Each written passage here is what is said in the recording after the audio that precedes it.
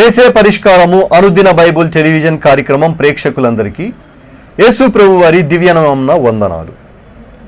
ప్రభునందు ప్రియ దేవుని బిడ్డలారా, నేటి దినము పాస్టర్ కె శ్యామ్సాగర్ గారి ద్వారా ద్వితీయోపదేశ కాండములోని కొన్ని శ్రేష్టమైన భాగాలను ధ్యానము చేసుకుందాము. మీరందరూ బైబిల్తోనూ నోట్బుక్తోనూ సిద్ధపడి ఉండండి. ఈ దినపు ఎపిసోడ్ను విద్యానగర్ వాస్తవ్యులు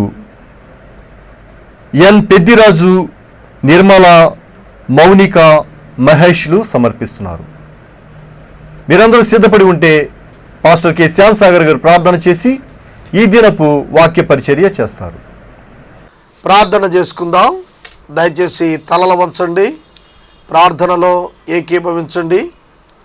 నేటి దినము జన్మదినోత్సవం జరుపుకుంటున్న మౌనికకు ప్రత్యేక శుభాకాంక్షలు తెలియజేస్తున్నాను. ప్రార్థించుదాం.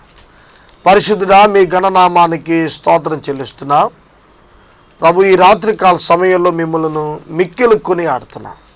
ఎందుకంటే నిర్గమాకాండము చివరి, ద్వితీయోపదేశ కాండము చివరి అధ్యాయానికి మేము వచ్చాం. ప్రభు, నిర్గమాకాండంలో 3వ అధ్యాయంలో ప్రారంభమైనటువంటి మోషేతో మీ సంభాషణ, ప్రారంభ సంభాషణ, నాయన ముగింపు సంభాషణగా ద్వితీయోపదేశ కాండం 34వ అధ్యాయంలో ఈ పూట మేము ధ్యానించబోతున్నా. అందుకే మీకు కృతజ్ఞతలు అర్పిస్తున్నా. ప్రభు, ఈ రాత్రికాల సమయంలో వాక్యం వినటానికి వచ్చిన బిడ్డలను దీవించమని విజ్ఞాపన చేస్తున్నా. ఈరోజు జన్మదినోత్సవం జరుపుకుంటున్న మౌనికకు మీ ఆశీర్వాదాలు ఇచ్చి అనేక నూతన దయాకిరీటముల చేత బిడ్డను అభిషేకించమని ప్రార్థిస్తున్నా. మా సోదరులు నున్న పెద్దిరాజు గారు, నిర్మల గారు, బాబు మహేష్ కొరకు ప్రార్థిస్తున్నా. ఈ కుటుంబాన్ని దీవించమని విజ్ఞాపన చేస్తున్నా. నాయన, ఘనత, మహిమ, ప్రభావాలు మీరే పొందండి. యేసు ప్రభు వారి దివ్యనామంలో అడిగి వేడుకొనుచున్నాము తండ్రి, ఆమేన్. ప్రభువునందు ప్రియమైన దేవుని బిడ్డలారా, దయచేసి మీ పరిశుద్ధ బైబిల్ గ్రంథాన్ని తెరిచి ద్వితీయ ఉపదేశ కాండము 34వ అధ్యాయం మీ ముందు ఉంచుకోండి. ఈ అధ్యాయములో 12 వచనాలు వ్రాయబడ్డాయి. మోషే యొక్క మరణానికి ముందు దేవునితో అతని సంభాషణ ఈ అధ్యాయంలో ప్రత్యేకంగా మనం ధ్యానం చేయబోతున్నాం. యేసే పరిష్కారం కార్యక్రమంలో బైబిల్ గ్రంథం యొక్క మొదటి పార్ట్ అనగా పంచకాండములు మనం రేపటితో ముగించుకుంటాం. 34వ అధ్యాయంతో పాటుగా మోషేలో సుగుణాలు ఏవైతే ఉన్నాయో, మనం ఏవైతే నేర్చుకోవాలో వాటిని కూడా రేపటి దినం ధ్యానించుకున్నాక ఎల్లుండి నుండి యెహోషువ గ్రంథం సమీక్ష ప్రారంభించుకోవటానికి మనం ముందుకెళ్తున్నాం. 1400 ఎపిసోడ్స్కు మనం చాలా సమీపంలో ఉన్నాం. ఇది దేవుని యొక్క ఉచితమైన కృప. గత రాత్రి సీనాయి ఉపదేశిని బైబిల్ కరస్పాండెన్స్ కోర్స్ విద్యార్థులు 80 మందికి పైగా హాజరయ్యారు. వారందరికీ నా ప్రత్యేక ధన్యవాదాలు. జాతీయ కార్యక్రమంలో ఈ విద్యార్థుల యొక్క సమాఖ్య ప్రధాన పాత్ర పోషించబోతుంది. వారి కొరకు ప్రార్థించమని కూడా నేను మనవి చేస్తున్నాను. దేవుని యొక్క వాక్యంలోనికి వెళదాం. 34వ అధ్యాయం మొదటి వచనాన్ని చదువుకుందాం. మోషే మోయాబు నుండి యెరికో ఎదుట ఉన్న పిస్గా కొండ వరకు పోయి నెబో శిఖరమునకు ఎక్కెను. పిస్గా అనేటువంటిది పర్వతము. ఆ పర్వతములో ఒక శిఖరం నెబో అనేటువంటి శిఖరం. ఇది మోయాబు నుండి యెరికో ఎదుట ఉన్నటువంటిదిగా చెప్పబడుతూ వచ్చింది. మోయాబు మైదానాలు, ఆ తదుపరి యోర్దాను, అది దాటిన తర్వాత ఈ యొక్క యెరికో పట్టణం రాబోతోంది. కాబట్టి ఇటువంటి స్థితి సమయంలో మోషే భక్తుణ్ణి దేవుడు ఆ పర్వతం మీదకు తీసుకుని వెళ్ళిన తర్వాత ఒక దృశ్యాన్ని చూపించాడు. 2వ వచనం మనం చదివితే, ఈ కనాను దేశం యొక్క ఎల్లలు, సరిహద్దులు మోషే భక్తునికి దేవుడు చూపించారు. సుమారుగా 300 చదరపు మైళ్ళ వ్యాసార్థం కలిగిన కనాను దేశాన్ని ఒక శిఖరం మీద నుండి చూడటం సాధ్యమేనా అనే అనుమానం చాలామందికి వచ్చింది. అందుకనే ఒక తరగతి బైబిల్ పండితులు ఏమన్నారంటే, దేవుడు అతనికి సరిహద్దుల వివరాలు చెప్పారు అని అన్నారు. ఇంకొకళ్ళు ఏమన్నారంటే, దేవుడు చూపించాడు, మోషే చూడగలుగుతాడు అనేది ఇష్యూ కాదు, అక్కడ దేవుడు చూపించాడు కనుక మోషే ఖచ్చితంగా చూడగలుగుతాడు, కాబట్టి అదొక దర్శన రీతిగా జరిగిందని కొందరు భావించారు. ఏదేమైనప్పటికీ కూడా ఇక్కడ కనాను దేశం యొక్క సరిహద్దులను తెలియపరిచాడు. చదువుతున్నాను చూడండి. అప్పుడు యెహోవా దాను వరకు గిలాదు దేశమంతయు, నఫ్తాలి దేశమంతయు, ఎఫ్రాయిం మనష్యేల దేశమును, పశ్చిమ సముద్రం వరకు యూదా దేశమంతయు, దక్షిణ దేశమును, సోయర వరకు ఈత చెట్లు గల యెరికోలోయ చుట్టూ మైదానమును అతనికి చూపించెను. ఈ ప్రత్యేక భూభాగాన్ని చూపించారు. చూపిస్తూ ఉన్నప్పుడు మోషే చూడగలుగుటలో చెప్పబడుట, చూడగలుగుట అనే విపరీతమైన ధోరణికి వెళ్ళే కంటే కూడా దీనికంటే ప్రాముఖ్యమైన మాట కింద ఇచ్చాడు. అదేమిటంటే, ఆ ప్రదేశాన్ని చూపించి దేవుడు చెప్పిన మాట అతి ప్రాముఖ్యమైంది. మరియు యెహోవా అతనితో ఇట్లనెను, నీ సంతానమునకు ఇచ్చెదను అని అబ్రహాము, ఇస్సాకు, యాకోబులకు నేను ప్రమాణము చేసిన దేశము ఇదే. కనులారా నిన్ను చూడనిచ్చితిని గాని నీవు నది దాటి అక్కడకు వెళ్ళకూడదు.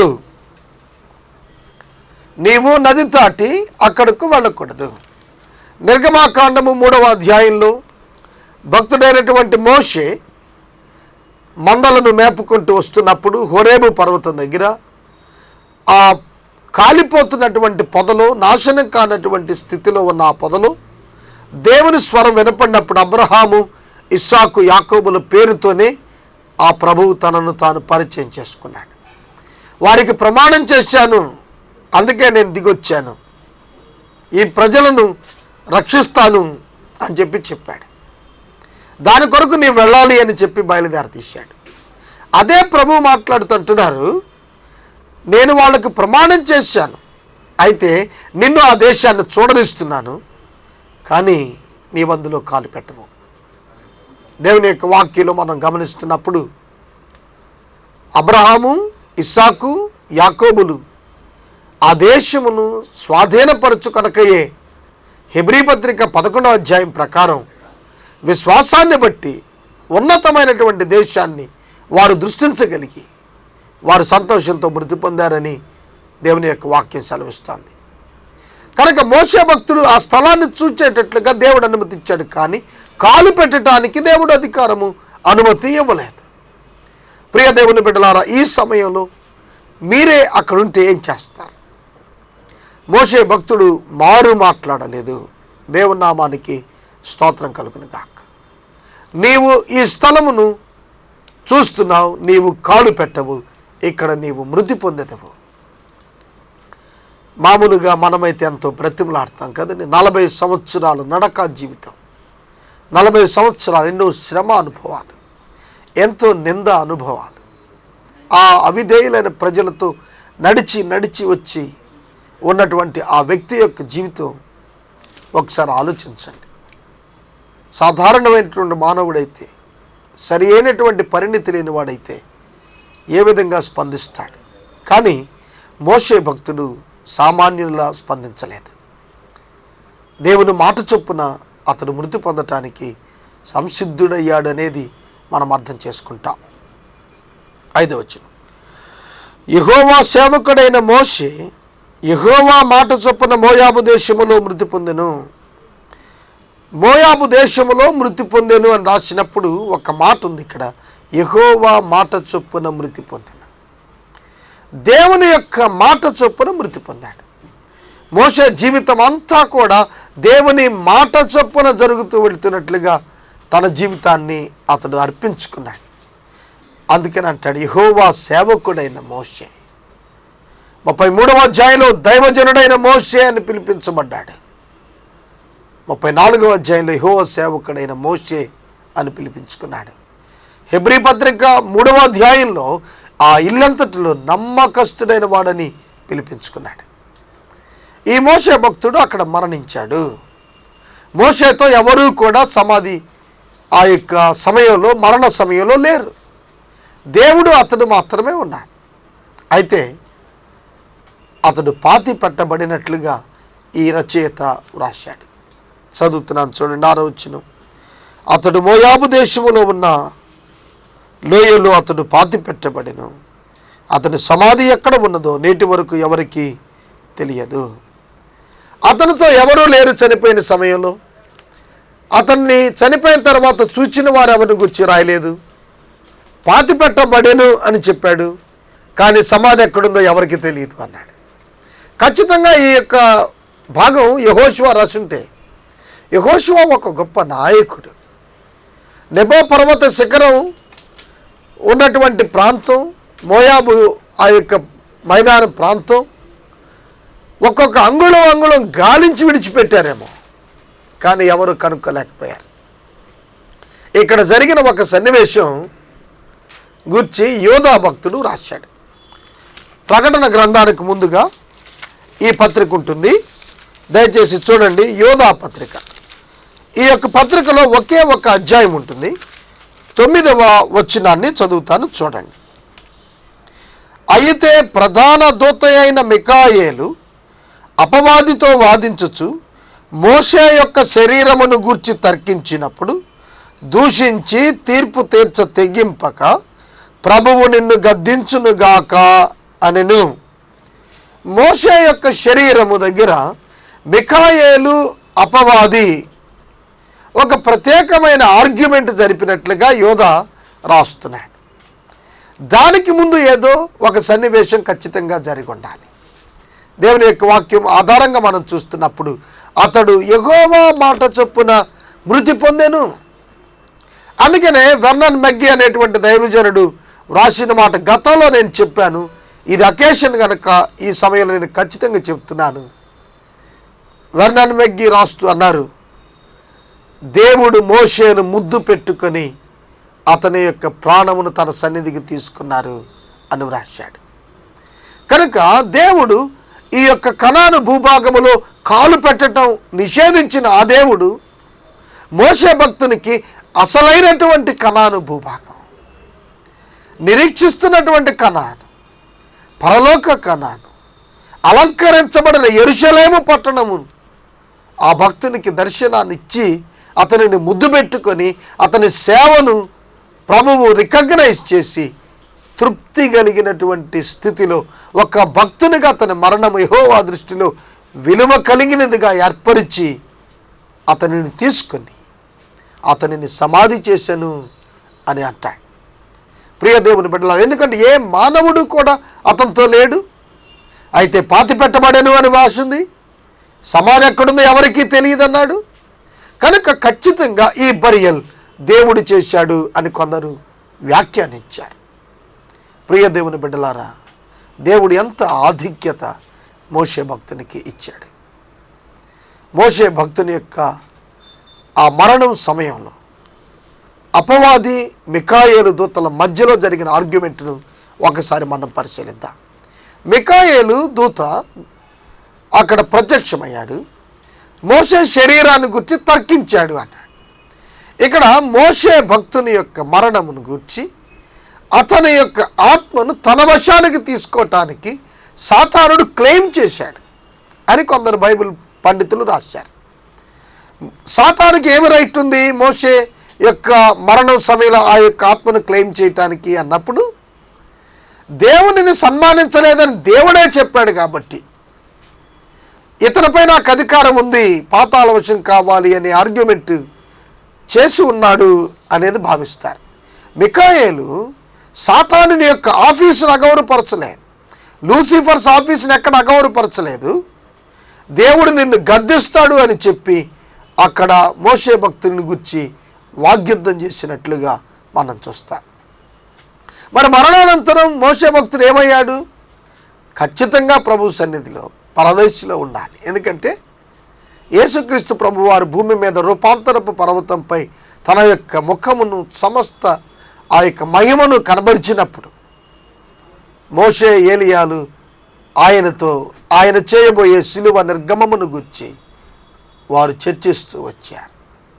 ప్రియమైన దేవుని బిడ్డలారా, వాక్యలు మనం చూస్తున్నప్పుడు మోషే భక్తుడు యేసుక్రీస్తు ప్రభువుతో రూపాంతర పర్వతం మీద ఉన్నట్లుగా మోషే భక్తుడి జీవితాన్ని మనం చూస్తున్నప్పుడు పేతురు రాస్తూ వచ్చాడు. పేతురు అంటాడు, అయ్యా నీకొకటి, ఏలియాకొకటి, మోషేకొకటి పర్ణశాలను కడతాం. యేసుక్రీస్తు ప్రభువారు అక్కడ ఉండాలి అని పేతురు కోరుతుంటే ప్రభు అంటున్నారు, నీవేమో ఆలోచిస్తున్నావు, నీ వెరుగవు. ప్రియ దేవుని బిడ్డలారా, పర్ణశాలను కట్టుటకు కాదు, ప్రభు తన యొక్క శరీరమును చీల్చుట ద్వారా ఒక మార్గాన్ని పరలోకానికి ఏర్పాటు చేయటానికి మోషే భక్తుడు రూపాంతర సమయంలో ప్రభుతో మాట్లాడినట్టు ఆధారం కనిపిస్తుంది.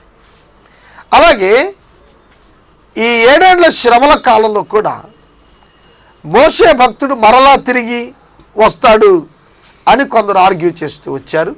అలా రావాల్సిన పని ఏమీ లేదు.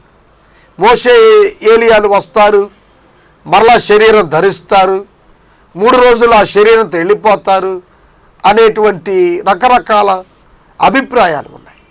కనుక మోషే భక్తుని యొక్క జీవితంలో ఈ ఒక్క అంకమే, అనగా 34వ అధ్యాయమే ముగింపైనటువంటిది అంటానికి ఏమాత్రం కూడా కాదు. దేవుని యొక్క వాక్యము జ్ఞాపకం చేస్తోంది, పునరుద్ధానములో ప్రతి విశ్వాసి ప్రభువుతో పాటు ఆయన యొక్క సన్నిధానానికి, ఆయన మహిమలోనికి మార్చబడి పునరుద్ధానం చెందినప్పుడు మనమందరం కూడా ఆ స్థితిలో ఉంటాం. కనుక ఇక్కడ వాక్యాన్ని మనం గమనిస్తే మోషే భక్తుని యొక్క సమాధి ఎక్కడ ఉందో ఎవ్వరికీ తెలియలేదన్నాడు. కనుక దేవుడు అది ప్రత్యేకంగా జరిగించాడని కొందరు చెబుతున్న మాట మనం గుర్తించాలి. మోషే చనిపోయినప్పుడు 120 సంవత్సరముల ఈడు గలవాడు, అతనికి దృష్టి మాంద్యము లేదు, అతని సత్తువ తగ్గలేదు. 2 విషయాలు రాశాడు. ఒకటి కంటి చూపు గురించి రాశాడు, రెండవది శారీరక సత్తువను గురించి రాశాడు, బలాన్ని గురించి రాశాడు. ఈ 2 కూడా వృద్ధాప్యంలో ఉన్నటువంటి వ్యక్తులకు అత్యధికంగా కలిగేటువంటివే. ఈ రోజున చాలా తక్కువలో ఉన్న వాళ్ళకే దృష్టి మాంద్యం, సైట్ వచ్చేస్తుంది.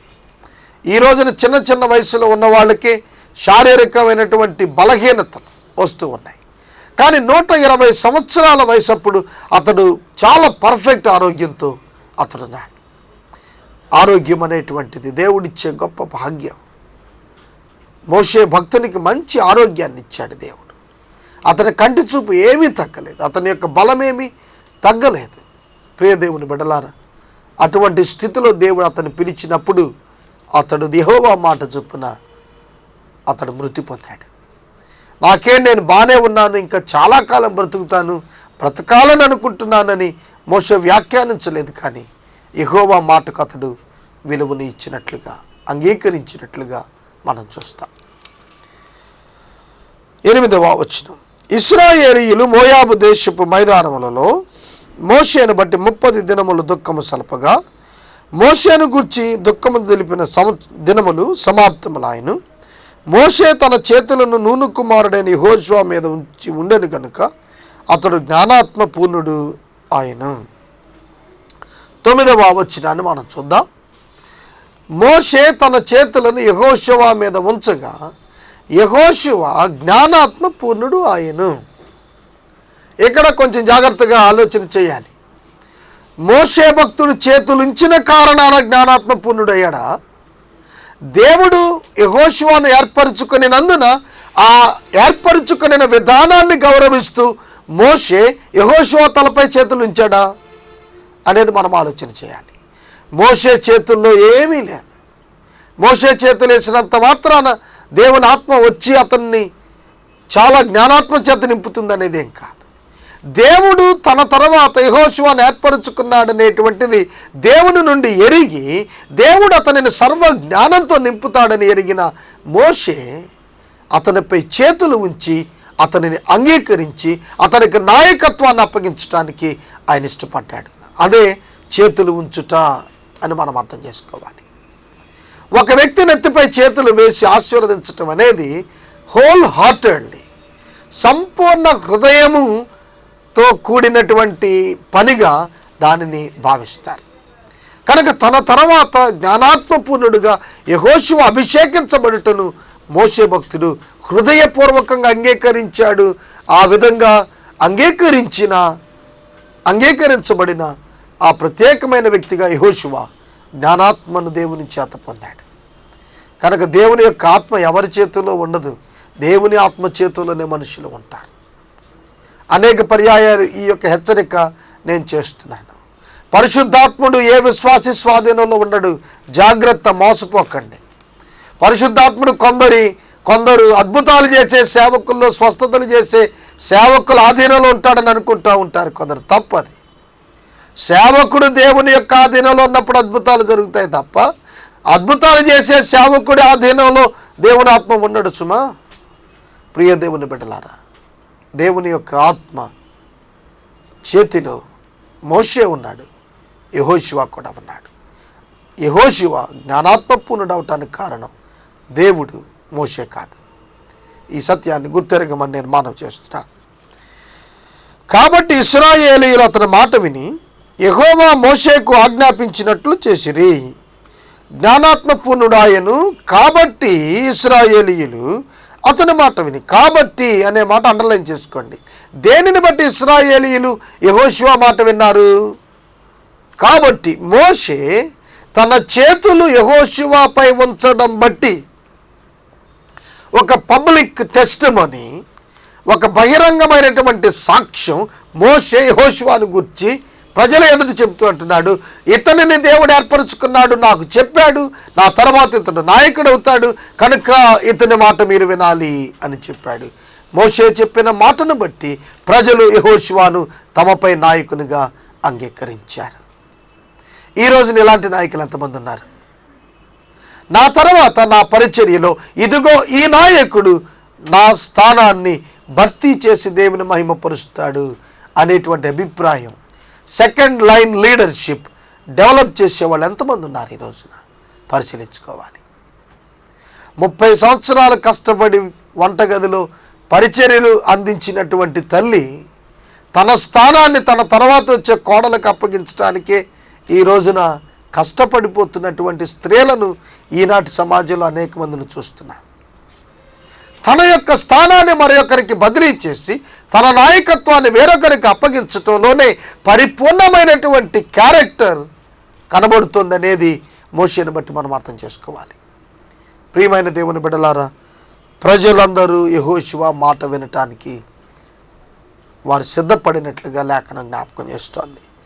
10వ వచనం, ఐగుప్తు దేశములో ఫరోకును అతని సేవకులు అందరికిని అతని దేశమంతటికిని ఏ సూచక క్రియలను మహత్కార్యములను చేయుటకు యెహోవా అతని పంపినో వాటి విషయములోను ఆ బాహుబలమంతటి విషయములోను మోషే ఇశ్రాయేలు జనులందరి కనుల ఎదుట కలుగజేసిన మహాభయంకర కార్యముల విషయములలోను యెహోవాను ముఖాముఖిగా ఎరిగిన మోషే వంటి ఇంకొక ప్రవక్త ఇశ్రాయేలీయులలో ఇది వరకు పుట్టలేదు.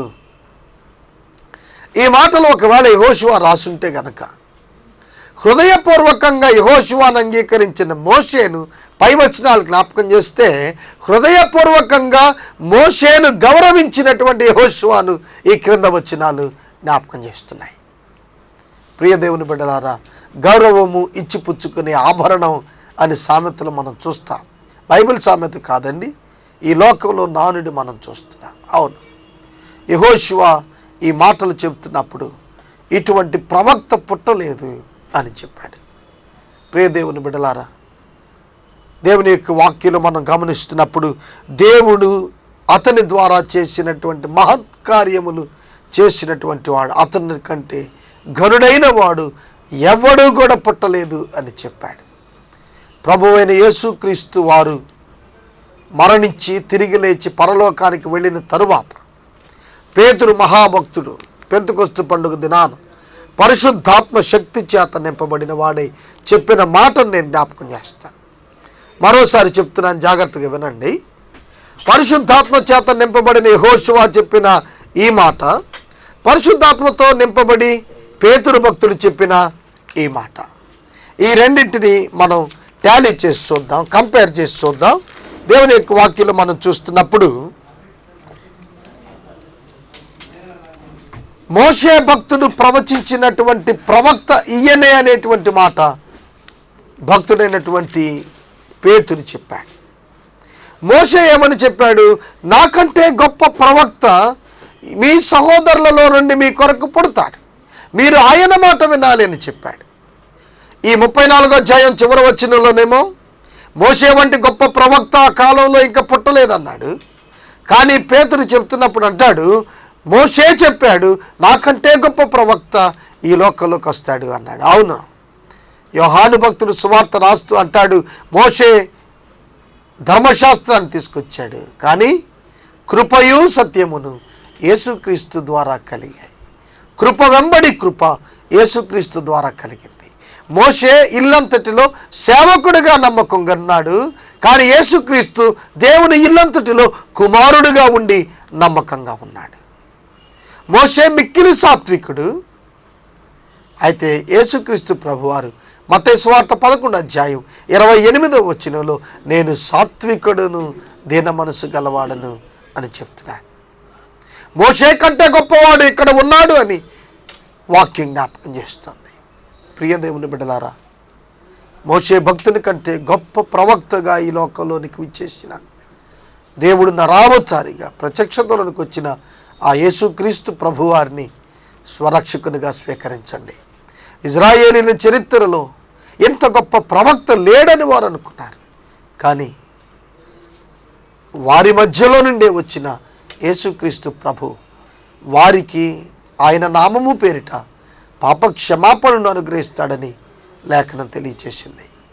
ఈ రోజున అన్యులైన మనందరికీ, అన్యులు అంటే క్రైస్తవేతరులు కాదండి, అన్యులు అనగా యోధేతరులు అని అర్థం చేసుకోవాలి. పాత నిబంధన అన్యులు అనేటువంటి పదం యోధేతరుల గురించి చెప్పింది. న్యూ టెస్టిమెంట్లో అన్యులు అన్నప్పుడు అదర్ దాన్ బిలీవర్స్ అనేది మనం అర్థం చేసుకుంటాం. కనుక ఈరోజు యేసుక్రీస్తు ప్రభువారిని నీవు రక్షకునిగా అంగీకరించు. యెహోషువా అనే పదం జాషువా అంటారు. యెహోవాయే రక్షణ అనేటువంటి అర్థం, రక్షకుడు అనే అర్థం. యెహోషువా, హోషియా, యేసు అనేటువంటి మాటలకు ఒకే అర్థం. మోషే తర్వాత నాయకత్వానికి వచ్చిన యెహోషువా కంటే మామూలు సైన్యాధికారిగా, సైన్యాధిపతిగా యెహోషువా ఉన్నాడు, కానీ సర్వ సైన్యములకు అధిపతి అయిన యెహోవా దూతగా యేసుక్రీస్తు ప్రభువారు అన్నారు. కనుక సాతాను యొక్క తల సిలువలో చితక్కొట్టిన ఆ క్రీస్తు ప్రభు యోర్దానును చీల్చిన యెహోషువా కంటే పాతాళమును నుండి మనల్ని విడిపించి పరలోకానికి చేర్చగలిగిన క్రీస్తు ప్రభువుని వద్దకు రమ్మని ప్రభు పేట మనవి చేస్తూ ఈ యొక్క వర్తమానం ఇక్కడ నిలుపుదల చేస్తున్నాను. ఇక్కడితో మనం ద్వితీయోపదేశ కాండం ముగించాం.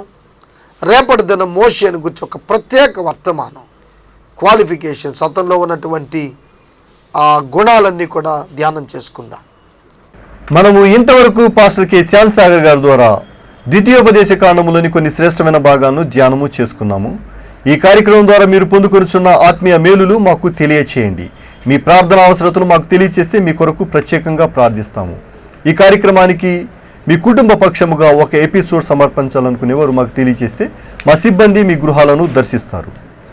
ఈ దినపు ఎపిసోడ్ను విద్యానగర్ వాస్తవ్యులు శ్రీ ఎన్ పెద్దిరాజు నిర్మలా గారులు, వారి బిడ్డలు మౌనిక, మహేష్లు సమర్పిస్తున్నారు. క్విజ్ నెంబర్ 41లోని ప్రశ్నలు నిన్నటి దినాన రాసుకునే వారెవరు ఉంటే తొందరగా రాసుకోవడానికి ప్రయత్నం చేయండి. క్విజ్ నెంబర్ 41 మొదటి ప్రశ్న, మోషే నీకు ఆజ్ఞాపించిన ధర్మశాస్త్రము చొప్పున చేయవలెను.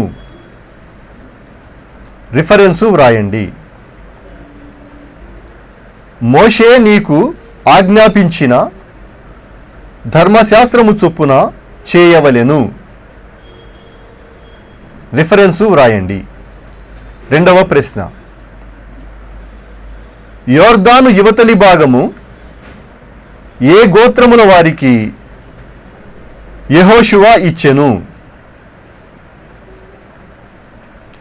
యోర్దాను యువతలి భాగము ఏ గోత్రముల వారికి యెహోషువ ఇచ్చెను?